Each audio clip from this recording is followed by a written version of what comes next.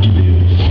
E através da simbologia que será apresentada, receberemos a identidade do missionário como participante da missão, seguidor de Jesus Cristo e proclamador do seu Evangelho a todos os povos. Vamos para a missão. É Deus que nos convida para transformar a vida. Nós vamos para a missão, nós vamos trabalhar. É Deus que nos convida para a vida transformar. Nós vamos para a missão, nós vamos trabalhar. Vou mostrar aqui um pouquinho.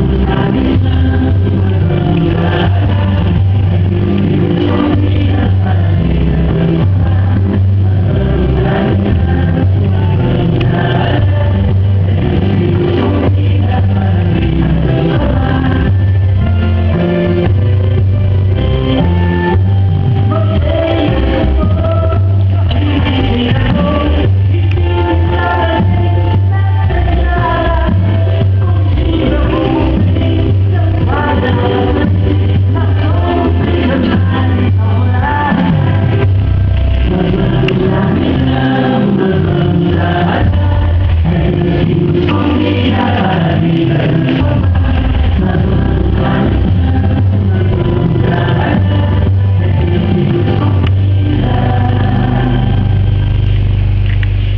Para a vida